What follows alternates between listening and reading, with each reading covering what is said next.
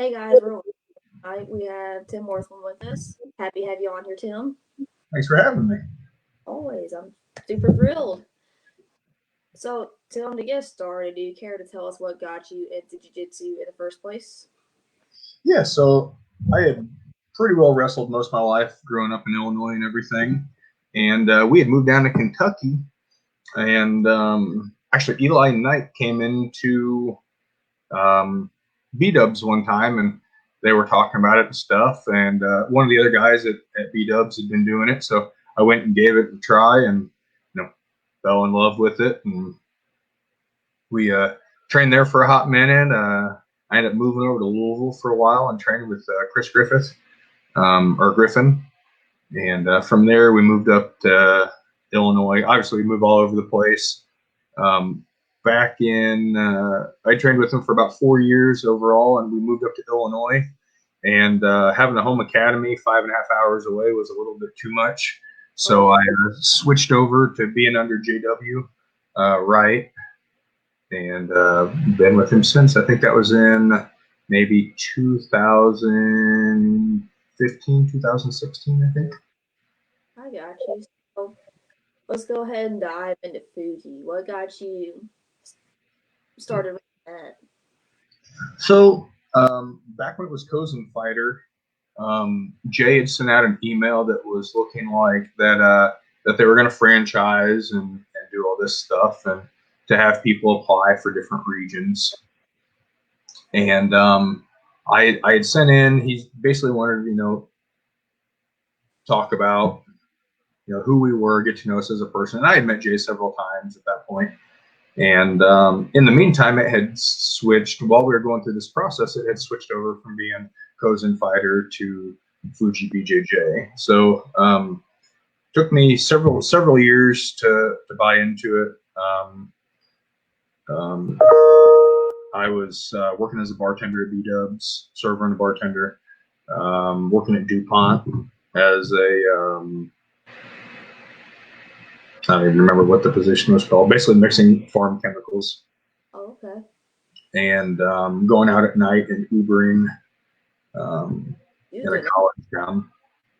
So yeah, there was nights that I'd get off work and I would Uber and literally sleep in my car or sleep in my truck, and then my phone would beep to go pick up somebody, and I would go and pick them up and take them to where they needed to go, and then fall back asleep, and my alarm would go off to go to work in the morning, and I'd get to work and take a shower at DuPont and start working. So how long ago was that? Did you when you took? Let's see, that would have been May of 2017, is when I became a franchise owner for Fuji. It took me about 2.5 years to save up the money, and luckily my father, we were on a farm also, and he put his farm equipment up as collateral so that I would have the finances to do that. So It's kind of cool. Like I feel like every Fuji tournament we went to, with you help and run in, it's just really wholesome. Yeah, I mean, we have a great time doing it. It's fun for me because we get used to seeing the same people over and over, which was what was hard about the lockdown. Obviously, the finance side of it, not running your business, is difficult, but you get used to seeing those same people every weekend as far as people working. And like this past weekend, we were up in Michigan, or 2 weekends ago we were in Michigan. Last weekend we were in Allentown, Pennsylvania. And I mean, you get to the point where, you see those people every 3-6 months, and, they come up and give you a hug. Hey man, how you doing? It's just like seeing an old friend. So it's, it's been great. We visited over 800 schools in 8 years. Dang. 9 years since, 10 years, I guess. I've been training for 10 years now. So we hit our 800 mark last year as far as visiting and training at places. And it's a great time. Meet a lot of great people. That's awesome. That's a lot of cross training. So, out of curiosity, does any gym stand out in your mind as far as like your favorites do you go cross train at? Yeah, I mean, honestly, it's any of the areas that allow other schools to cross train. Because because that's where you get the best jujitsu. You know, there's some areas that you go and they don't allow any visitors, or they don't they don't cross train with local schools. When I was on the Mills podcast here, I think last year, you know, one of the questions popped up was you know, where do you see the best jujitsu? And it's just that, like, where schools can go and cross train and learn. You know. Well, I feel like when they lack training, the instructors are confident in their abilities to teach, and that the students are going to be, they're not going to leave that gym and go to another gym because they're like, oh, well, their jiu-jitsu is better than ours. Because I feel like that's usually when the instructor's like, no, we're not cross training, is when they're insecure about. Yep. Yeah. Yep. So now, one things I've always wondered about is, for you, what would you say your greatest benefits and your greatest struggles with buying into Fuji and getting going would be? Um. So if someone would have told me 4 years ago that finding a venue would be the hardest part of my job, I would have laughed at them. But I mean, some cities that we go into, like when I was initially starting, it would take me months and months and months of work to find a venue. Really? And now, yeah. So like when I originally, me and Sean Hammonds had been working on like Florida and stuff like that. Miami literally took me 9 months to find a venue. I think I talked to over 200 places. So what makes that process so much harder and longer than the rest of it? First of all, people don't know. A lot of people that run venues, they don't know what jujitsu is, and they associate it with UFC. So they're, you know, you say, "Oh, I want to run a grappling tournament," and they're like, "Oh, no, you know, we can't do that." And then you have to explain them to them that it's more like a high school wrestling tournament than it is throwing a cage up and people beating the tar out of each other. Other than that, just time slots. A lot of places, you know, they have their reoccurring venue or their reoccurring income sports and stuff that come in, and sometimes it's just really hard finding a date that can work with the venue. And then other tournament series. You know, there's so many tournaments out there now. You know, us, Grappling Industries, Grappling Games, Naga, New Breed. And, you know, we try our best not to schedule on top of each other, because if it's within, you know, 2 to 3 weeks of each other, it makes academies have to choose which tournament they're going to go to. And, you know, I've always viewed it from a tournament coordinator's spot as it's my job to help build up the community, not to create a wedge. So that, you know, that's another really big challenge, is making sure that you're not scheduling on top of another tournament. I see. And then, so what would you say your greatest benefit that you feel like you just absolutely love about it would be? I love people. I'm super social. So, you know, I've stood there at a tournament and talk to somebody for 20 minutes, and then I'm looking over and I'm like, oh crap, they need help over here. So, you know, I love going back and seeing the people, being able to go and cross train with all the schools. You know, last year, even with COVID, we visited 103 schools. So, you know, you figure if I get to train with 5 people at each school, that's 500 people, 500 training partners that I got to learn from. And I mean, my jujitsu, honestly, it's just okay. I'm an average purple belt. But being able to go in and train with so many people, and if I can go in and learn one thing at each one of those schools, as small as the detail might be, man, you pick up so much. Probably the downside, though, is with that, over my entire tenure of jujitsu, I've never had steady curriculum. So I'm learning all this stuff, but it's not like, you know, you go into the same school over and over. Because I very rarely get to visit my home academy. It's 3.5 hours away. And Jay's was on me a little bit, but I'm already out of town 4 days out of the week. And it's really hard for me to step away from my family the 3 days a week that I am home to go train. So that is definitely a big challenge. So with that challenge for you, what do you feel like? How do you retain information doing that? Not very well. Uh, it's usually I have to focus on something. So like this last trip, I've wanted for about a year to add Kimoras into my arsenal. They've always kind of been my B or C game. Um, so like this last trip, we visited 72 academies in 5.5 weeks, ran a couple different tournaments, and that whole time it was like, hey, I'm going to focus on Kimoras. Um, and then usually what I have to do, because we get so much information in such amount of time, is I'll only retain information if it pertains to my game or what I'm working on. So I'm not a small dude. I'm 220, 5'5", 220. If you ever see me go inverted, you need to call an ambulance because something broke and I wasn't supposed to be there. So like if you get into a lot of the funky stuff, I'll know it and I'll know how to do it, but realistically, me ever doing it in a competition, like I may not retain it as much as, let's say, it's a Kimura from a different position, or like personally, I've been working on like a Kimura from half guard to take the back, and I've been struggling with that. So now, when we visit an academy that I see somebody do it, or I'll be like, hey, can you show me those details? And it's just the very specific details that I'm trying to pick up and try to retain what I can. But Dalton, he travels with us all too, and he's a lot better at retaining that information. So he's a good training partner when it comes to that.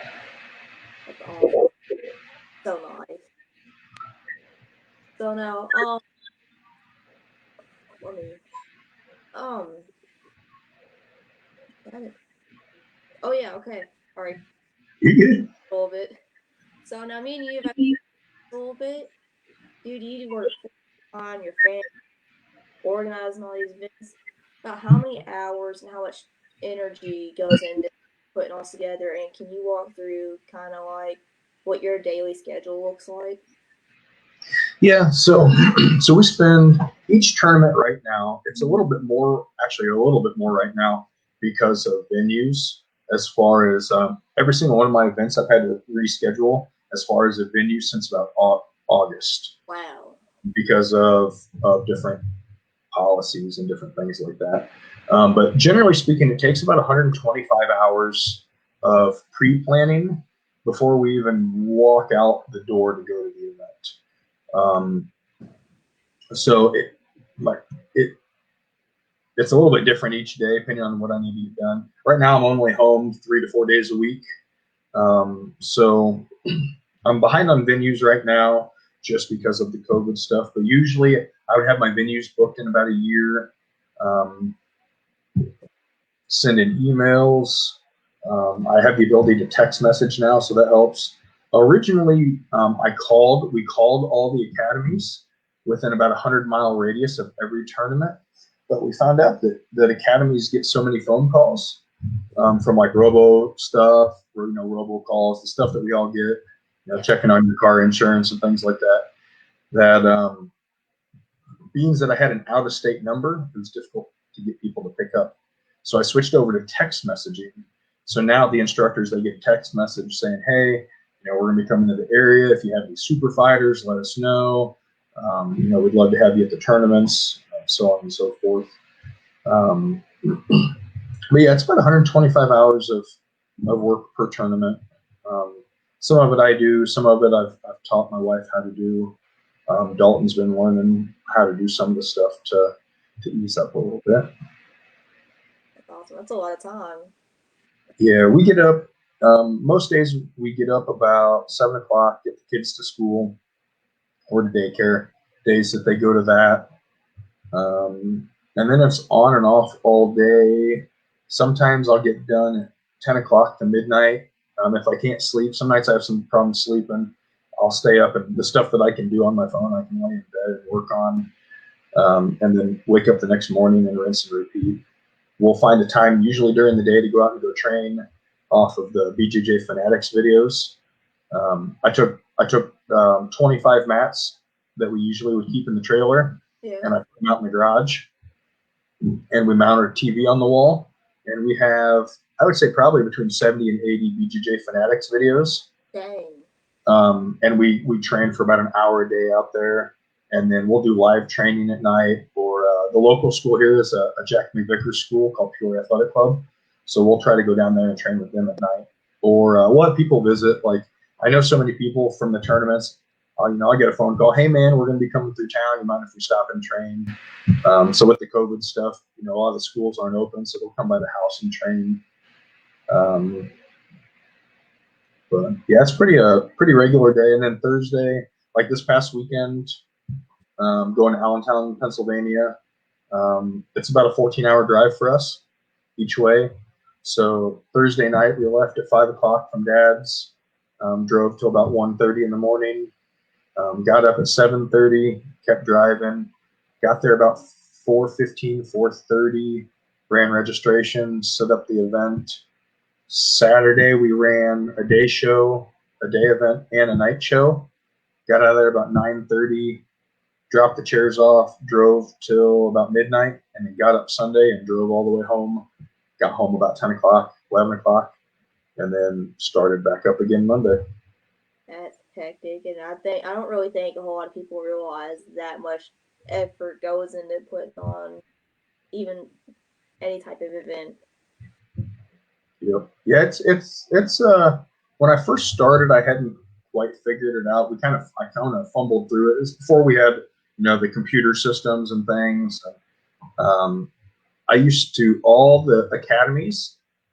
When I first started, we have to manually enter them into our system for the database, but I would physically go through and hand calculate all the academies within 100 miles of a school or of a tournament. So we figured out through my dad's trucking company that we could use their algorithms to figure out that stuff.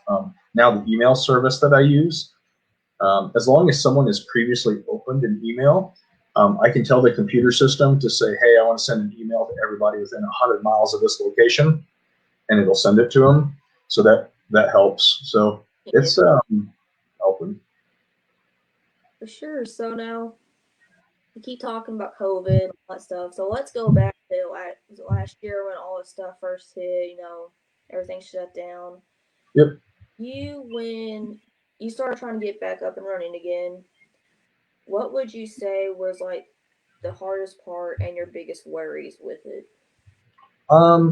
Really the major thing, we've had record-breaking numbers since August. We started back up August 1st. It was in Cincinnati. Luckily, David Reeves, or most people would know him as Fluffy. Our venue canceled at the last minute, and he allowed us to run it in his academy, which has happened a bunch since then. In fact, like I said, almost probably 2/3 of my venues I've had to rebook and run in academies. But the biggest struggle has been just making sure we have a venue to run it in. As long as we've been able to find a venue, tournaments have gone great. And luckily the jiu-jitsu community has been awesome. Like as soon as I find a venue that cancels on me, I have a staffing page or know enough people that I can be like, hey, my venue just canceled. Can you all help me find a place to run it? And people have been on the ball. And on that note too, it's been great because either way, I know I'm going to have a venue cost, like, space costs money. I'd much rather give it back to the jiu-jitsu community and help someone keep their gym open than just give it to a random venue. So we've been able to luckily finagle things to make sure they've worked. That's awesome, dude. It's cool. It's kind of a win-win situation right there. Yeah. And they've been a huge help. Like Phil in Louisville, and being able to let us use that place. I've had 3 schools up in Michigan that let us use their venues. Fluffy. There's been an SAS school out in Pittsburgh that they're attached to a great big CrossFit place. Sorry, not Pittsburgh, Philadelphia. That we're using that as a permanent venue right now. The guy that owns it, his name's Rob. Super cool dude. So I'd like to see the money go back to the people that are, struggling, trying to keep their businesses open. 100%. So you mentioned money going back to people and the jiu-jitsu community. Let's bring up BBG Coffee. Yeah. How that got started, and let's tell people kind of like what your purpose with that is.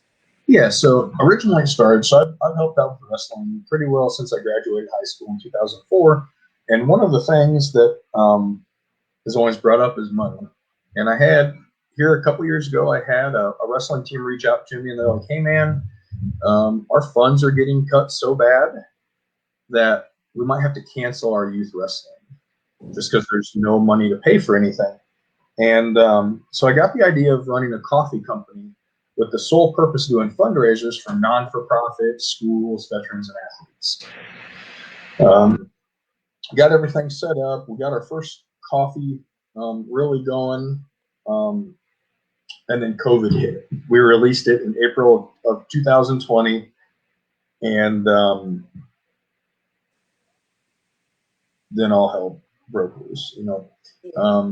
So this year for 2020, I guess for last year now, we had 91 fundraisers cancel because Illinois canceled all their sports.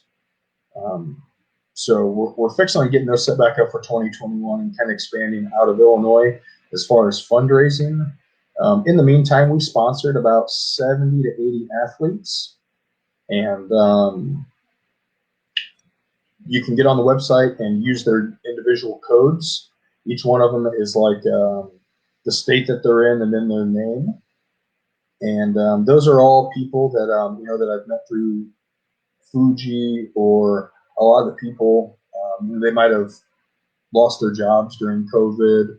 Or we have one young lady on there that her boyfriend snapped his leg. They got it fixed, and then found out that it wasn't covered by insurance. That sucks. Yeah, you know, stuff like that. We Defy is on there. They're a group that helps soldiers with PTSD. They pay for their memberships so that they can learn how to deal with all the stuff, military stuff, through training jiu-jitsu. So my goal last year, my initial year, my goal was to put $1 million back in the community.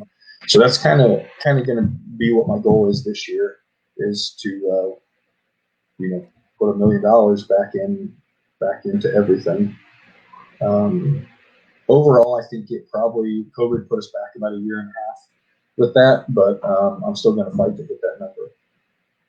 That's nuts, dude. But dude, that's so amazing. And so, what would one do if, say, someone wanted to be sponsored by you? What would the criteria be, and what would they need to do in order to make that happen? And really, the biggest thing with it is one, actually have the need for it.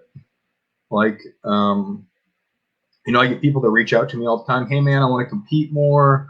Or, hey, you know, I'm trying to, you know, raise money to go to school, or like school fundraisers. Man, all they have to do is email me and say, hey, you know, we'd like to do a fundraiser at this time. And I get all the stuff printed out and sent up to them. But I just, as far as sponsored athletes, I just want to know that they're going to represent us well, you know. And like I said, just a need to have it. The whole purpose is to fundraise for people so that I can help other people accomplish the goals that they have for their life. Mm-hmm. I love that, man. So, you know, you brought up We Defy and people with, you know, soldiers with PTSD getting stuff. Let's use that to kind of talk about your upcoming podcast you was telling me about. You want to expand on that? Yeah, so, you know, over the years, I've had military people that I've known that have committed suicide and things like that. So I was an Army medic, and then did the master resiliency training to help soldiers deal with anxiety, depression, PTSD, things like that. Or, you know, if they had a significant event in their life, hey, you know, what can we do to help them to get where they need to be? And like I say, we've had, you know, people over the years that have committed suicide. I've learned how to deal to compartmentalize that and manage it. Well, over since COVID started, I've had about 20 people that I've known that have committed suicide. Okay. Yeah, 7 of them in 8 weeks here around Christmas, Christmas tends to be a really difficult time for people anyway. Right. And unfortunately, also all 7 of them were civilians and business owners. So I got the idea back in December to start a podcast that shows people with depression, anxiety, PTSD, combat-related PTSD, how combat sports, um, weightlifting, all that stuff can help treat that. I know it's helped me a ton. As I've gone out and talked to people in my rules meetings about what I'm doing, I've had a mass outpouring of people saying, "Hey, man, when you get the podcast up and going, please reach out. I love people to hear my story so that they know that they're not alone. Other people are dealing with this, and I want to share with people how jiu-jitsu has helped me deal with it." So that's kind of the overall goal. We're going to get on there. I'm going to have high school wrestling coaches and collegiate wrestling coaches and different jiu-jitsu schools get on there and talk about how they have helped kids, what different things that they've done. So really, the podcast, it's going to be for people to help people deal with little kids all the way up to adults on how to deal with stuff, whether you're a coach, whether you're a person dealing with it, whatever it might be. Man, that's awesome. And so, like, especially kids, dude, I don't think that they have enough, I don't want to say support, because support's not the word for it. I want to say information on how to deal with it, because I feel like schools completely avoid that subject for whatever reason. Especially, like, take for instance, kids getting bullied, whatever. Especially, like, public schools, dude, they will do everything in their power to overlook it and avoid it.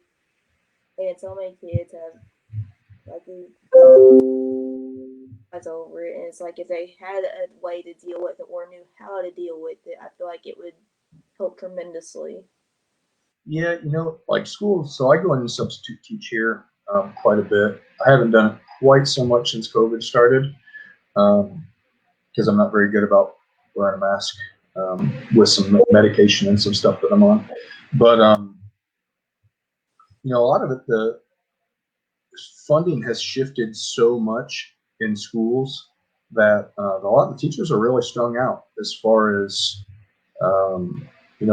being able to help. And that was actually another thing that kind of prompted me to do the B2G stuff because I saw a teacher at the school district that I sub at. She was selling cookies between class to help pay for classroom supplies. Wow. For special ed.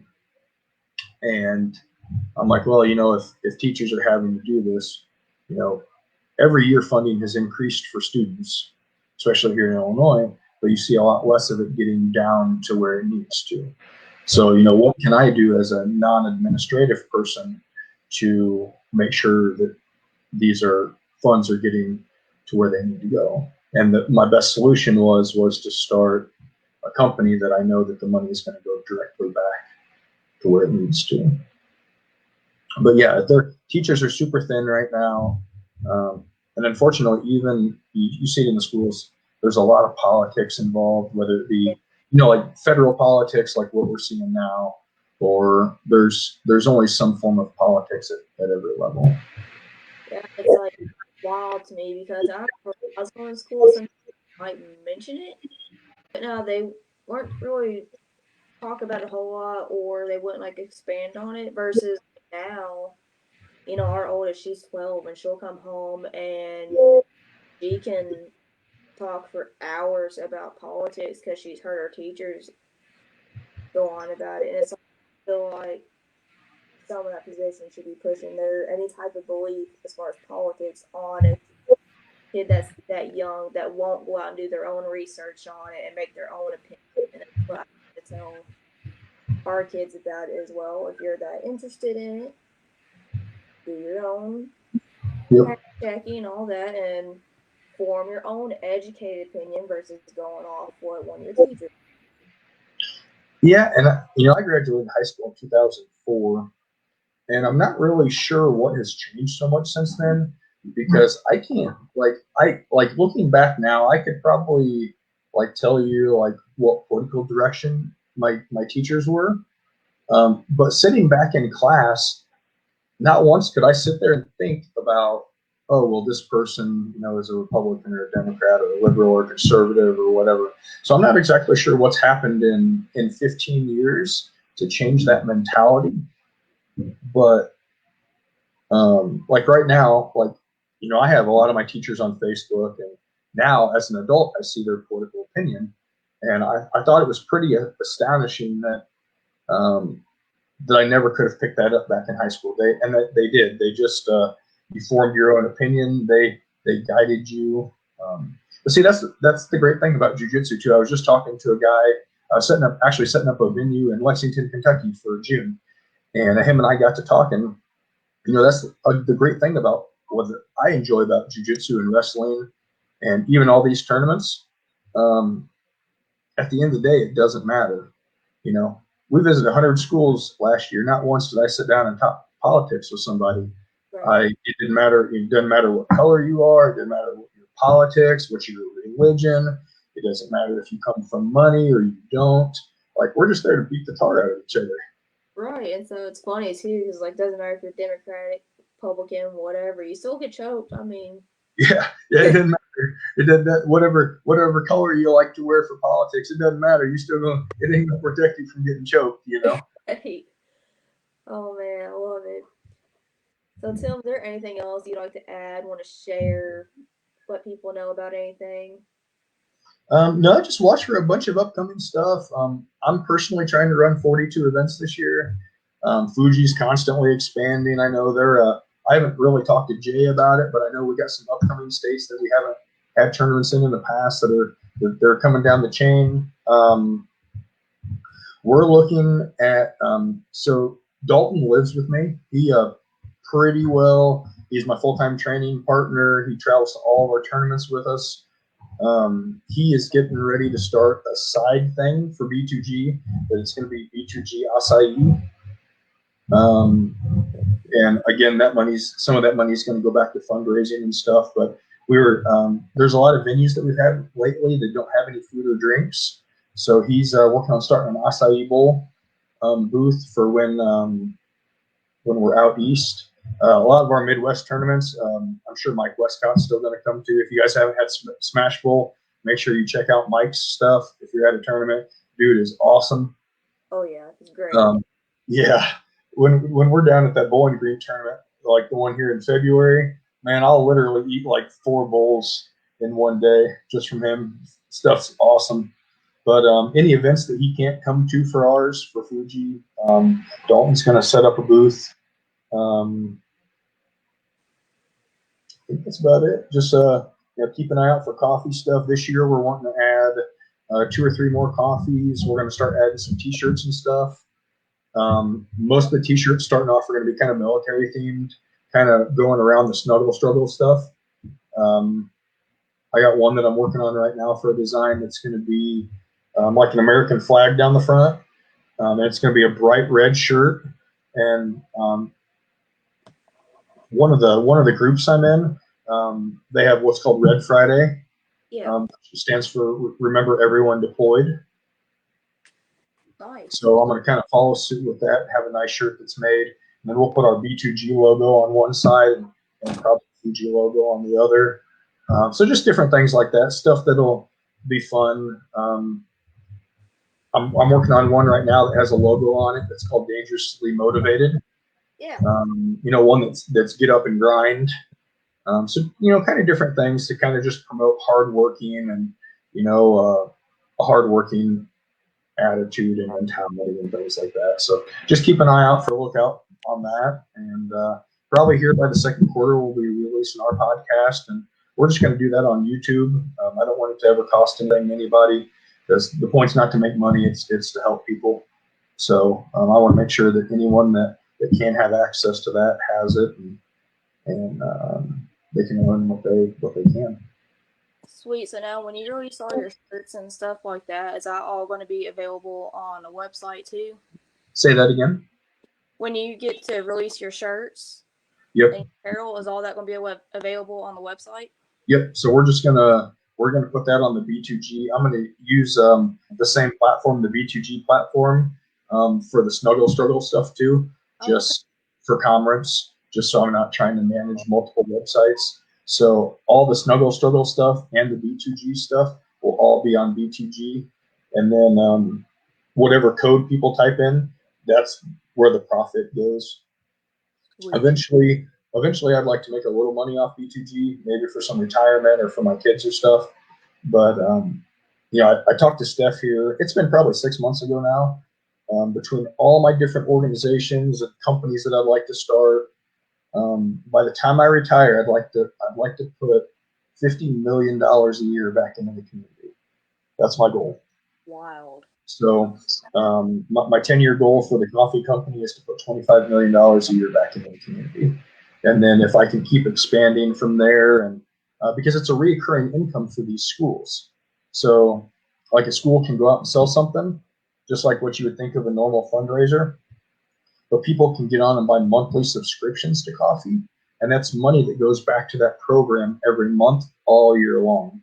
So if I could go and even get a quarter of the high schools in the entire country to run a fundraiser, I mean, you're talking $30 to $40 million a year right there, just back into sports and to help keep things going.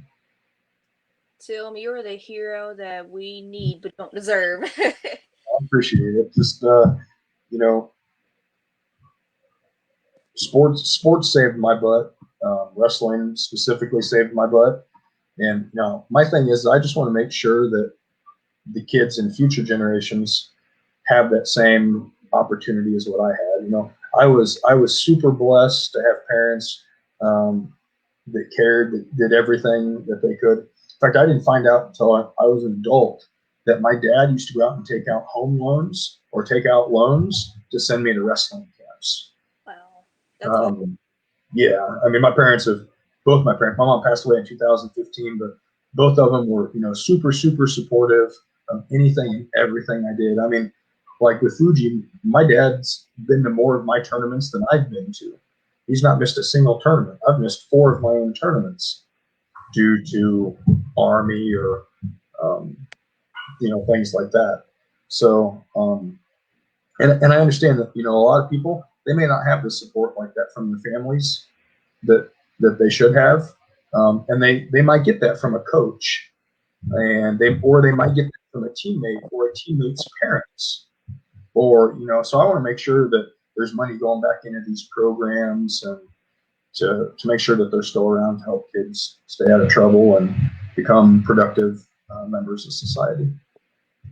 See, that's awesome because you mentioned getting support from a coach or a team member, partners, family, whatever. It's awesome because I think when people first come in, and I know I certainly did, and I didn't realize the family you get when you do join, and like support of the whole community is. It's something that you don't really see a whole lot, especially nowadays.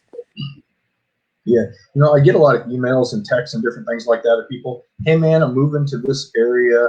What school should I go train at, or things. And what I do is I just send them a list of all the local schools, because that's the thing. Like especially in the jiu-jitsu community, it's no different than anything else. You have to jive with the people. So generally, what I tell them is, hey, here's a list of all the schools in the area that you asked. Go train at each one of them and see which one you fit into best. Or, I think you posted something here maybe a couple weeks ago about you never know who's watching you. You were training and had a little girl watching you. Yeah. And, that's exactly right. Like, if I accomplish anything in life, it's that I hope, my kids grow up to be the person that they think I am right now. I've always said, if I'm half the dad of what my father is, I'll be happy. And there was an article put out here a while back. I don't remember who it was. It got put out on maybe BJJ European or something like that, about someone saying that being a coach was basically a shit job and a thankless job. Yep. But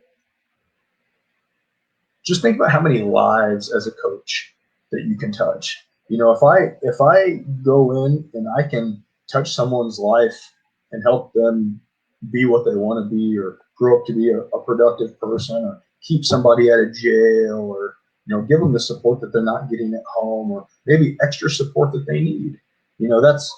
That's the whole goal of life, is just making people better, making myself a better person, helping make other people be better. So that's what it's all about. 100%. So Tim, I'm going to go out on a limb and say this is one of my favorite interviews, particularly because when I first started grappling hard, it was because I was getting depressed. As when COVID first hit, seeing everyone just like constantly bicker and fight. It's like, yeah, a little positivity. I got looking at people who give back. I feel like you are one of the absolute like staples in jiu-jitsu as far as giving back and trying to give people opportunities and stuff. And man, you are wonderful to this community. Well, I really appreciate it. We try our best, and I mean, at the end of the day, obviously, I still need to make a living and Right. pay for for my kids and all that stuff. But we try to give back as much as we can and help out as much as we can. And at the end of the day, it's all about helping other people with provide opportunity and I said, get people to where they need to be. Well, man, I really appreciate you coming on here. Is there anyone I give a shout out to? I have all kinds of people that constantly help me. I got, I think you're on my staffing page. I got 250 people on there that are constantly going somewhere every weekend for me. It's nuts. We have a great Fuji staff, and JW, my instructor and one of the owners of Fuji. He's always been, a great influence. And my the hard part about running the tournaments is being gone from my family, and I definitely couldn't do it without my wife. So she's amazing, and hopefully this summer the kids will get to go with us a little bit more. It's just hard with Lily in school right now, but they're all troopers, and they definitely deserve a shout out. And of course my dad. Like I said, he's pretty well helped me with everything my entire life get to where I am now. So wouldn't be here without him. Guys, if y'all are watching, be sure to sign up for a Fuji or check out B2G Coffee and get you a bag. Thanks for filming. Thanks. Have a wonderful day. You too.